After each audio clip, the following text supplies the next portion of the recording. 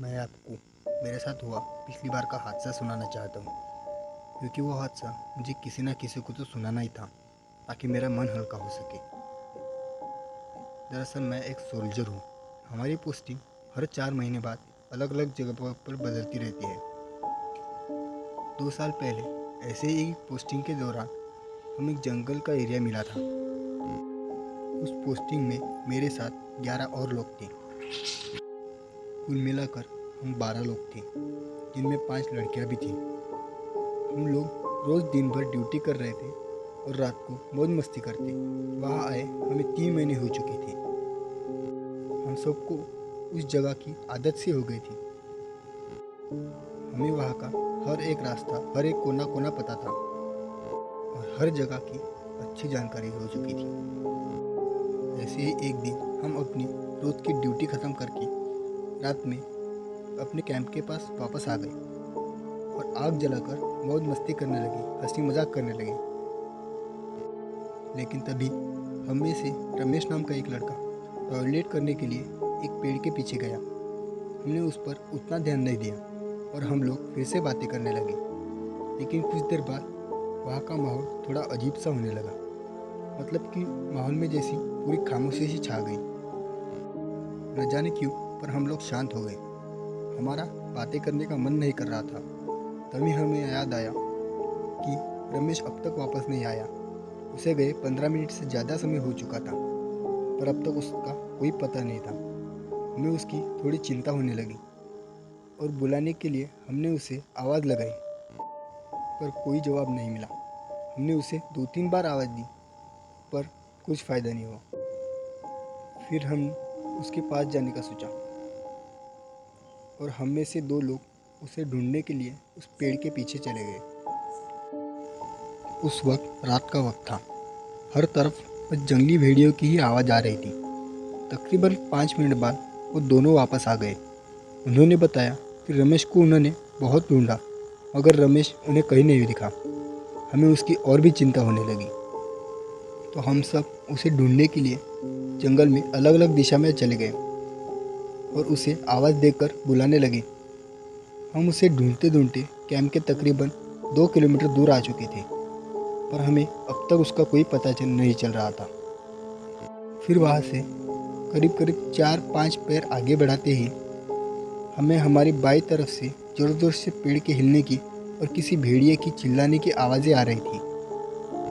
हमें लगा कि शायद वहाँ कोई भालू या फिर भेड़िया होगा। ये सोचकर हमें उस पर नज़रअंदाज कर दिया और फिर से हम रमेश को ढूंढने लगे। थोड़ी दूर जाते ही हमारे वॉकी टॉकी पर एक कॉल आई। वो कॉल हमारे ही टीम के एक लड़की ने की थी।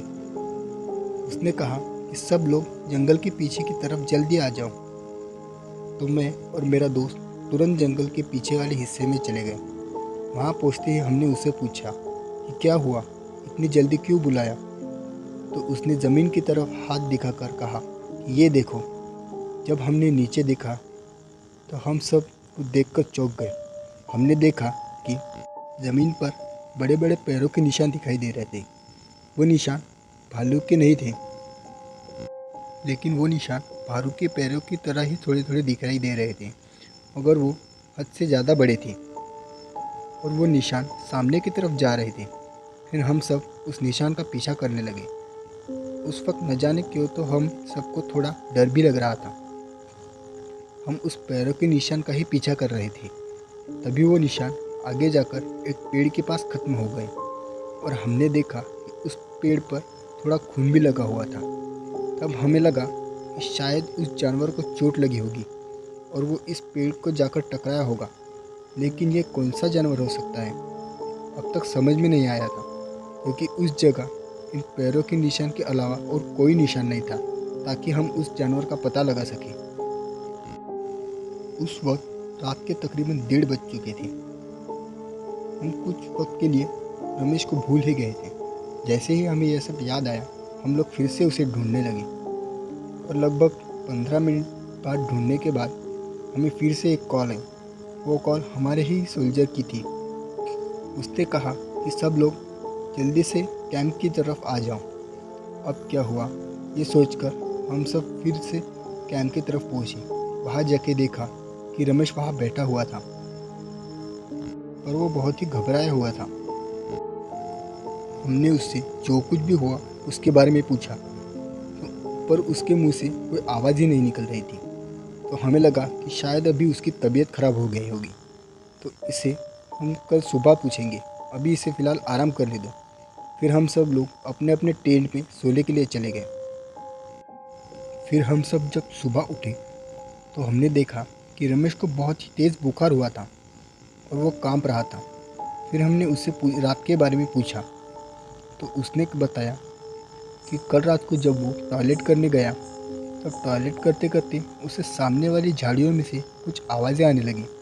वो आवाज़ें ऐसी थी जैसी कोई दर्द में चिल्ला रहा हो या किसी को चोट लगी हो। लेकिन इतनी रात में कौन हो सकता है, वो भी इस घने जंगल में। ये सोचकर वो उन झाड़ियों के पास आवाज़ें देते हुए चला गया। शायद वो आवाज़ें इसलिए सुनाई नहीं दी क्योंकि बाकी सब हम बातें करने में बिजी थे और ज़ोर ज़ोर से हंसी मजाक कर रहे थे। फिर रमेश ने बताया कि जब वो उन झाड़ियों के पास जा रहा था तब उसे उन्हीं झाड़ियों से किसी भयानक जानवर की गुर्राने की भी आवाज़ें आ रही थी और अचानक से चिल्लाने की आवाज़ बंद हो गई। तो उसे लगा कि शायद किसी जानवर ने किसी पर हमला कर दिया है। तो उसने उन झाड़ियों के अंदर पत्थर फेंकने लगा और फिर वहाँ से एक भालू जैसा लेकिन उससे भी कुछ बड़ा बाहर निकला और थोड़ी दूर एक पेड़ पर जाकर बैठ गया। तो जैसे ही उसने टॉर्च उस पर मारी तो वो देखकर वो वही जम गया। उसने देखा कि वो एक बहुत ही बड़ा जानवर था। उसका शरीर थोड़ा भालू जैसा ही था, मगर उसके हाथ और पैर किसी कुत्ते जैसे थे और उसका जबड़ा तो किसी बड़े सांड जैसा था। उसका मुंह पूरी तरह खून से भरा हुआ था और रमेश ने बताया कि उसके हाथ में एक आधा खाया हुआ इंसान का शरीर था और उसने टॉर्च मारते ही वो जानवर गुस्से में गुर्राने लगा और उसकी तरफ भागने लगा। जैसे ही वो भागा, फिर रमेश ने भी बिना सोचे समझे झाड़ियों की तरफ भागने लगा, लेकिन वो कैंप की उल्टी दिशा में भाग रहा था। ये तब उसके कुछ याद नहीं आया। उसके पीछे मुड़कर देखने की हिम्मत नहीं थी। वो बस जहाँ रास्ता मिले वहाँ भागने लगा। फिर भागते भागते अचानक से वो गहरे गड्ढे में गिर गया और वह डर के मारे वहीं छुप गया। तभी उसने देखा कि वो जानवर उसके ठीक ऊपर ही खड़ा था और उसको ही देख रहा था। रमेश पूरी तरह जम चुका था। उसे लगा कि शायद वो उसका आखिरी दिन है, लेकिन अचानक ही उसे मेरी आवाज़ सुनाई दी और इस आवाज़ से वो जानवर वहाँ से भाग गया। मुझे याद है, जब मैं रमेश को ढूंढ रहा था तब मैंने झाड़ियों में किसी जानवर की आवाज़ सुनी थी। फिर रमेश ने बताया कि वो मुझे आवाज़ देना चाहता था, मगर उसके मुंह से डर के मारे आवाज़ ही नहीं निकल रही थी। और कुछ देर बाद जब वो उस गड्ढे से बाहर निकला तब मैं वहाँ से जा चुका था। मैंने कहा कि हाँ, हमें एक कॉल आई थी तो हम वापस चले गए थे। रमेश की यह सब बातें सुनकर हम सबको होश उड़ गए। फिर हम सब अपनी ड्यूटी करने चले गए। हम दिन भर रमेश की बताई हुई बातों पर ही सोच रहे थे। फिर हम लोग रात को जब वापस आए तो हमें खबर मिली कि एक फॉरेस्ट ऑफिसर की कल मौत हो गई थी। उसे किसी जानवर ने खा लिया था। तब हमें याद आया कि रमेश ने भी कल रात उसी को देखा होगा। फिर हम लोग इसे भुलाने के लिए हंसी मजाक करने लगे, पर भुला नहीं पा रहे थे। फिर हम लोग आग जलाकर ही सोने चले गए। हम सब सो ही रहे थे कि रात के करीब 1:30 बजे हमें बाहर से ज़ोर ज़ोर से टहनियाँ टूटने की आवाज़ें आने लगी। वो आवाज़ें सुनकर हमारी नींद उड़ गई। फिर हमने जैसे ही बाहर जाके देखा तो हमने देखा कि रमेश ने बताया हुआ वैसा ही जानवर हमारे कैंप के बिल्कुल ठीक सामने खड़ा हुआ था। रमेश ने कहा कि यही वो कल रात वाला जानवर है। हम सब ने अपनी पूरी ज़िंदगी में पहली बार कुछ ऐसा देखा था। हम सबको डर लगने लगा था। वो जानवर वहाँ से चिल्ला रहा था, पर शायद वो आग से डर रहा था। फिर हमने हमारे पास की सभी लकड़ियाँ आग में डाल दी ताकि आग बढ़ सके। फिर जैसे ही हमने लकड़ियाँ डाली, आग पूरी तेज़ी से बढ़ने लगी और वो जानवर अजीब अजीब आवाज़ करते हुए पीछे जाने लगा। फिर हम सबको एक तरकीब सूझी। हमने अपनी अपनी टॉर्च चालू करके उसके मुंह पर मारी। अब तेज रोशनी की वजह से वो वहाँ से भाग गया। ये सब इतनी जल्दी हुआ कि हमें कुछ सोचने का मौका ही नहीं मिला। उस रात हम में से कोई नहीं सोया। हम सब लोग रात भर बस आग के सामने ही बैठे हुए थे। सब डर के मारे कांप रहे थे।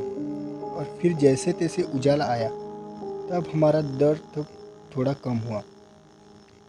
हमें आज दिन में भी ड्यूटी पर जाने से डर लग रहा था, मगर क्या करें, जाना तो था।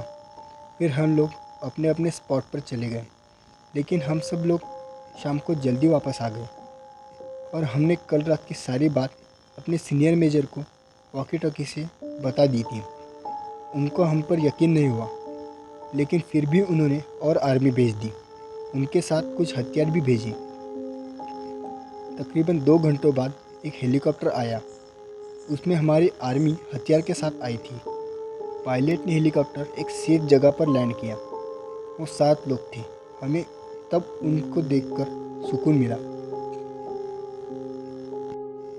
हम उनको लेकर हमारे कैंप आ गए और हम सब रात को आग जला के बातें करने लगे। कुछ देर बातें करने के बाद हम लोग सोने चले गए। नए सोल्जर के लिए हमने 2 और अलग से टेंट लगाए थे। वो लोग भी अपने टेंट में सोने चले गए। लेकिन उसी रात तकरीबन 3 बजे के आसपास हमें फिर से कल जैसी ही टहनियाँ टूटने की आवाज़ें आने लगीं। लेकिन वो आवाज़ें इस बार बहुत ज़्यादा थी। ये सुनकर हम सब लोग बाहर आए, तो बाहर आकर हमने जो देखा वो देखकर हमारे रोंगटे खड़े हो गए। हमारा तन बदन कांपने लगा, क्योंकि हमने देखा कि वो भयानक अजीब से दिखने वाले जानवर एक नहीं बल्कि बहुत सारे थे और उन्होंने हमारे कैंप को पूरी तरह से घेर लिया था। उन नए फौजी को वो पहली बार नज़ारा देखा और ये देखकर उनको भी डर लगने लगा। फिर हमने अपने अपने हथियार निकाले और उनकी तरफ फायर करने लगे, लेकिन उन पर गोलियों को कहीं असर ही नहीं हो रहा था। वो सब जानवर इधर से उधर भाग रहे थे। हम उन पर लगातार फायर कर रहे थे, मगर वो काफ़ी नहीं था। फिर हमने आज दिन भर जो लकड़ियाँ जमा की थी वो सब जला दी और आग को बढ़ा दिया।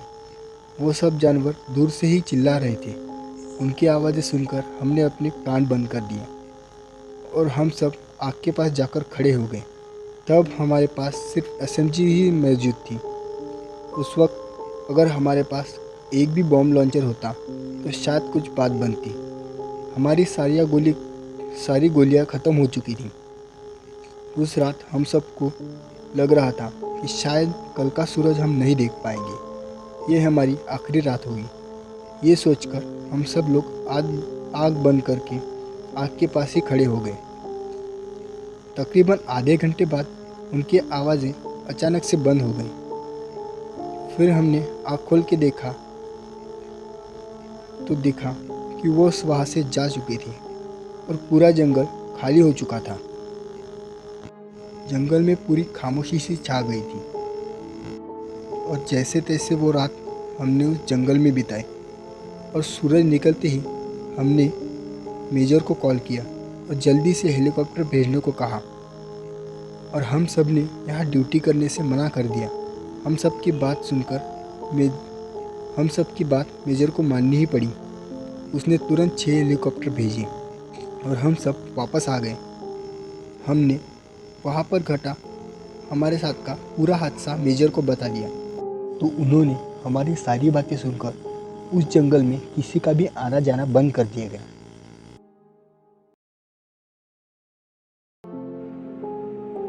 तो दोस्तों, आपको ये वीडियो कैसी लगी? अगर अच्छी लगी हो तो वीडियो को लाइक कीजिए, शेयर कीजिए और चैनल को सब्सक्राइब कीजिए। तो मिलते हैं आपको एक नई वीडियो में। तब तक के लिए बाय बाय।